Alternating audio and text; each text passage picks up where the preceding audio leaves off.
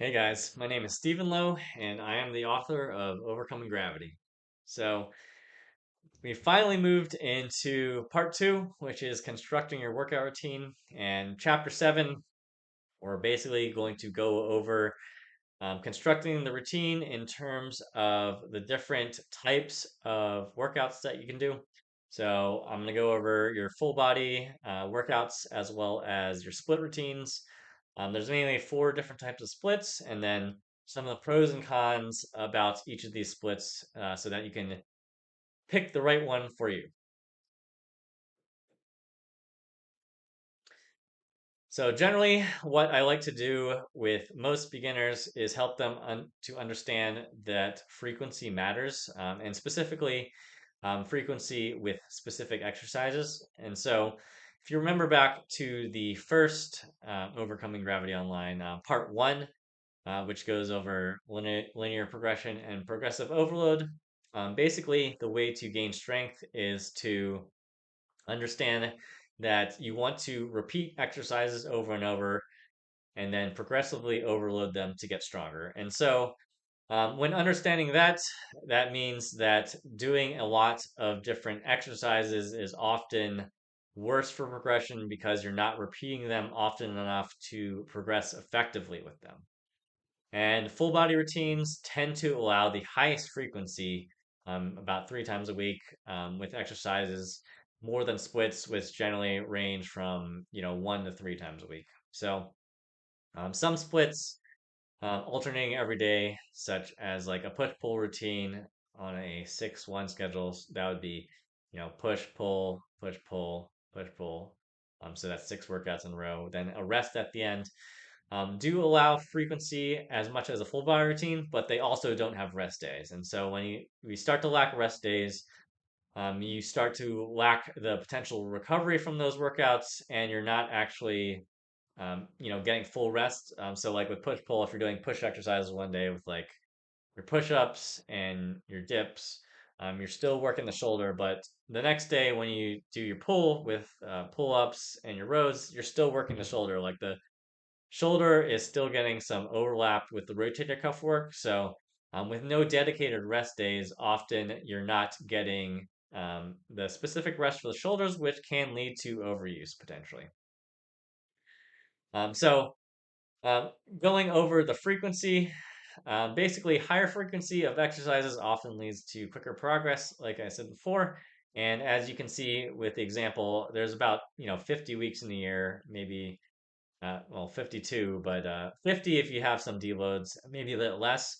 If you have one workout a week doing exercises, basically you're only getting 50 workouts a year with a specific exercise like dips or push-ups. Whereas if you're doing two workouts a week with 50 weeks a year, you're getting 100 workouts per week with a specific exercise.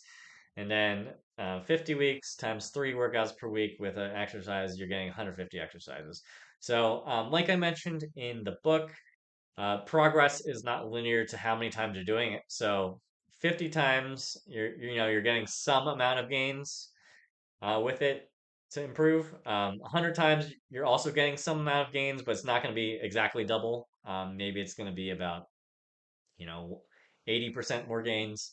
And then 150 workouts, you're not exactly getting, three times the gains as a 50 workouts. You're maybe only getting like 2.25. So it would be like 100% compared to, 180% compared to, like 225%. There is not a full linear progress, but as you can see, if you're working out with the same exercises and improving on it, then you're usually getting some more progress with the specific exercises you're working on than if you had done it less frequently.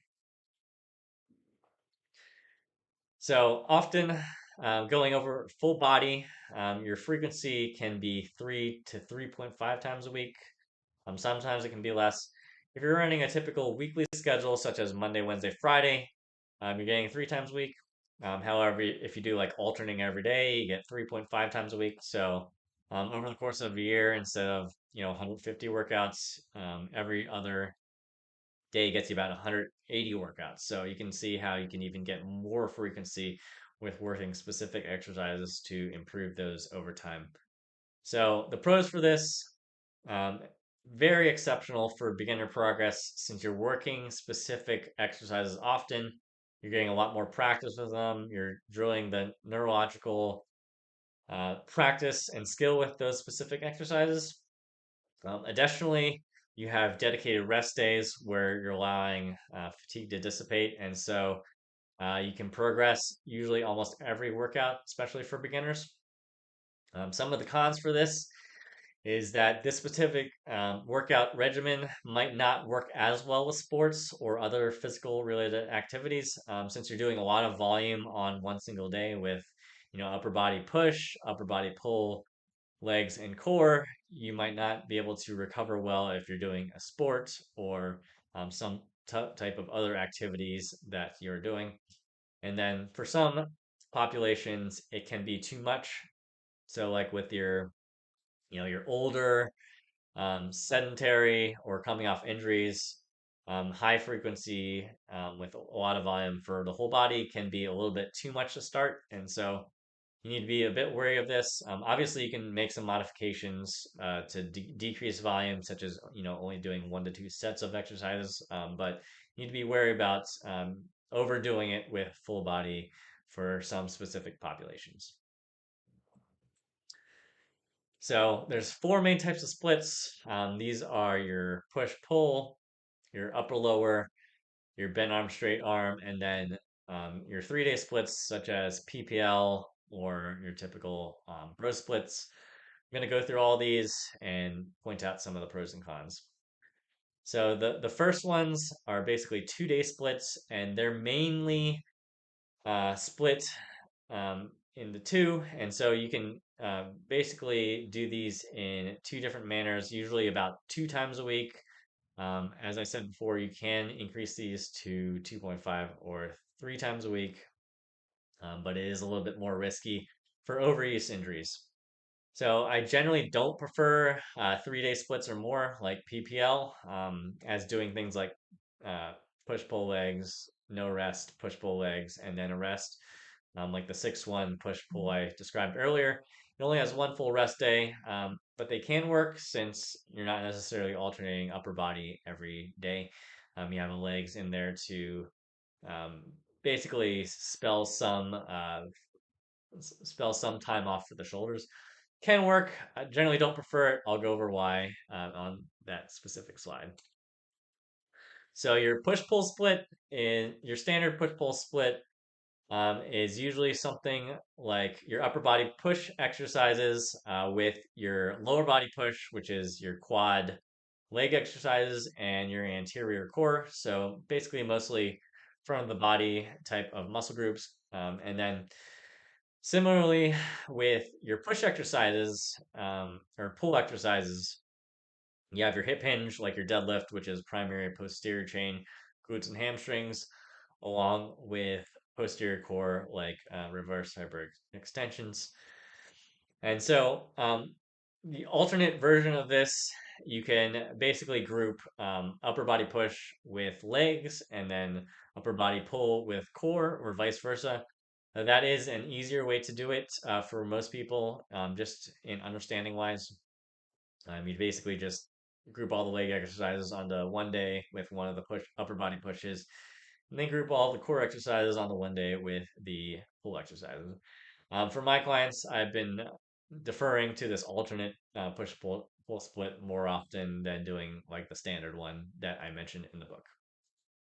So for scheduling, you have your Monday, Wednesday, Friday, Saturday. This only has 2 workouts in a row, which is fine since you're generally getting some rest between push and pull exercises. Although there is some overlap at the shoulders, there is not so much that one, two day in a row thing is an issue.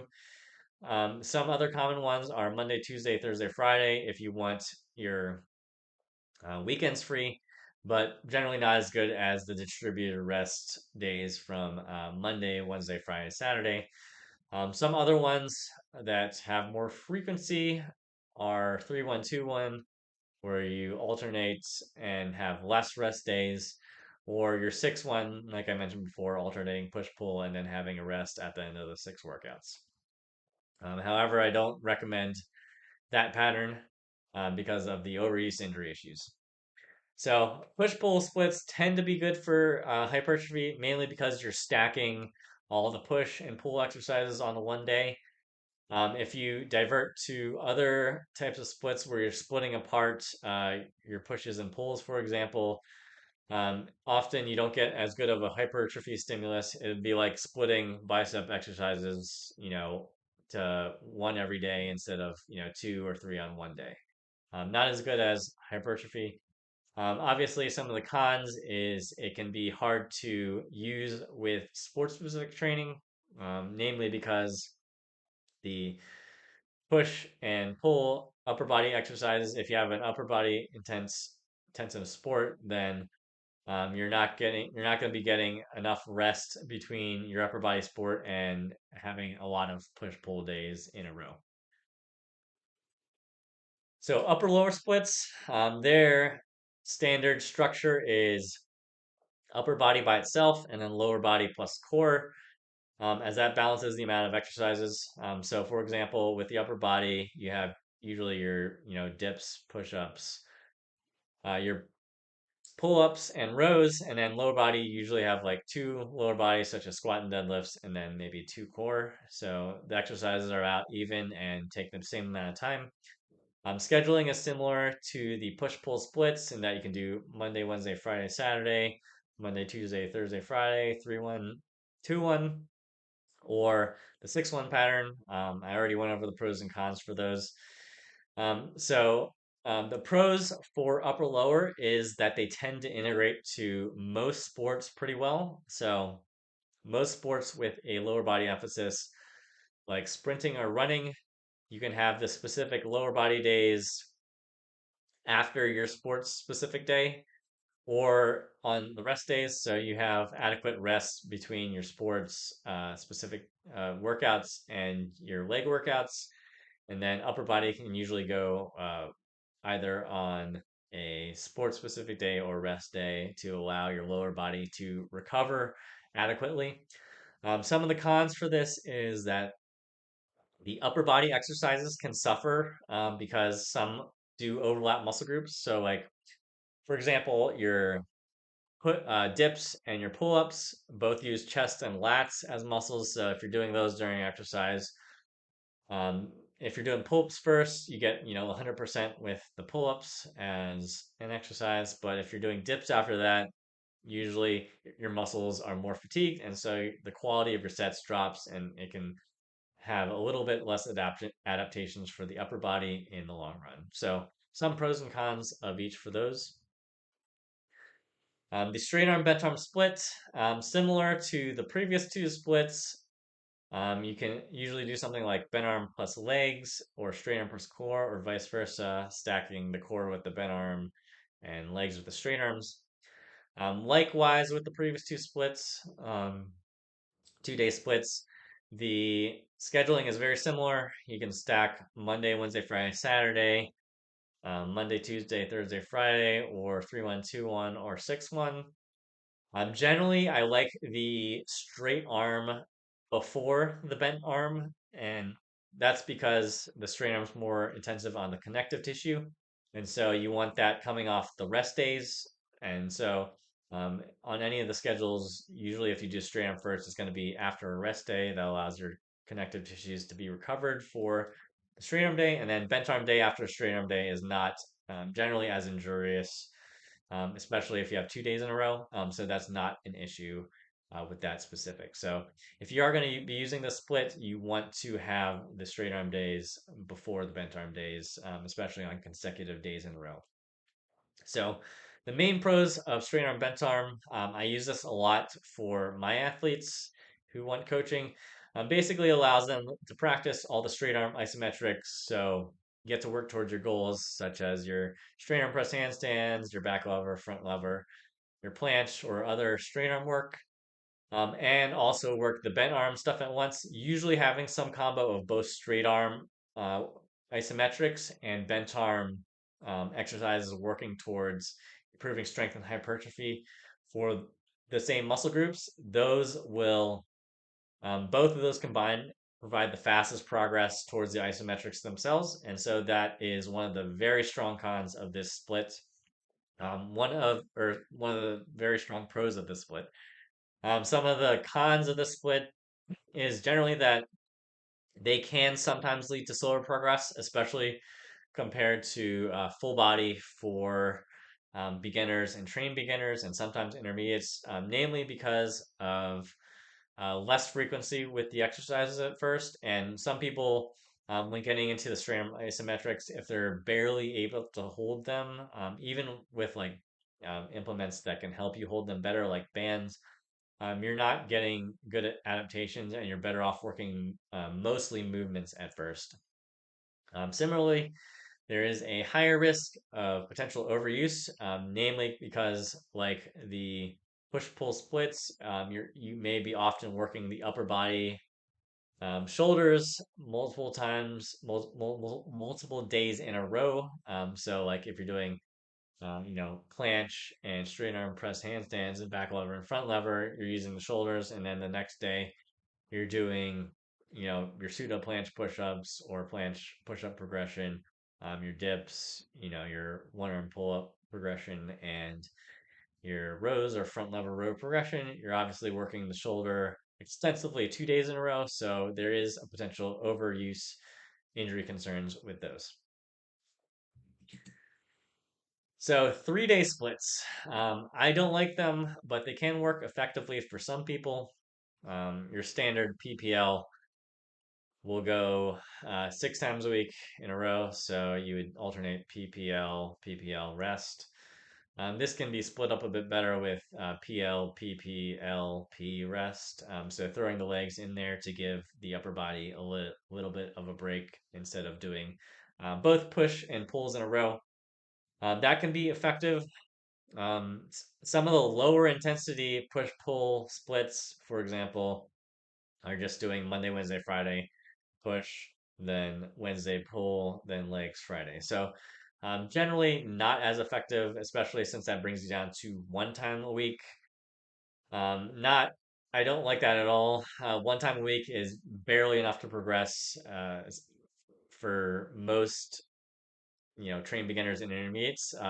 Can be okay for beginners because, training just 1 time a week can be effective for progress, but generally not as effective as most, strength training studies indicate that 2 to 4 times a week is optimal for improving on strength in the long run. So some of the pros on this is it's more casual and allows people to focus more on body areas like the bro splits, such as like chest and triceps, back and biceps, core as its own thing, legs as its own thing, and maybe neck or isolation training as its own thing. So um, some of the cons with this, obviously, the back-to-back workouts with a more frequent 6-to-1 schedule can potentially lead to overuse injuries. But generally, the main cons are that it has much slower progress than most other splits in general. And so I generally don't like 3 day splits at all. Almost never recommend them. Someone has good progress with them. Usually I'll suggest sticking with it for a while, but eventually moving on to something more frequent. Yeah, basically, they're my least favorite, and I don't like them, especially because you can often get superior progress or adjust a full body or a 2 day split to have best progress. So, for example, if somebody is having their best progress with a PPL type of program, usually that means the full body or 2 day splits have too much volume in them. So this can happen sometimes with somebody coming off injury or they're older or they have a low tolerance to exercise. And so usually in those cases, a set adjustment down to like, 1 or 2 sets for a full body workout instead of going to a PPL will be much superior than stacking all of the push exercises on the one day and then only having one push exercise the next week or doing two of those push exercises a week. So you get more frequency. You just adjust the workout so that you can do it more frequently, and that often leads to more progress. The reason being that if somebody was doing, say, two sets or three sets of um, push ups and dips per day in each of their push uh, day splits in a PPL, it's better to have two exercises of that or two sets of that 3 days per week instead of having three of the sets of that 2 days per week. And the reason for that is after every consecutive set of the exercise, you get more and more fatigue. So the first set is the freshest, like the first exercise order in the routine is the freshest.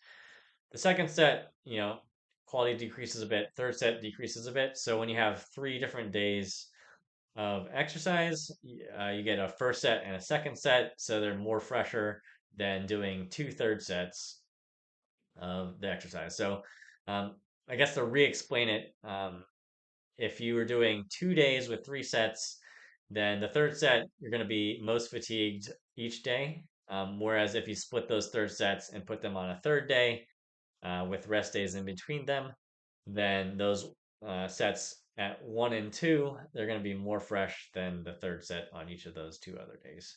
So that's the reason why splitting out and modifying a full body routine or push pull split to higher frequency than a PPL, it tends to be more effective in the long run. If PPL is working for them, some adjustments to those specific splits will tend to ensure faster progress.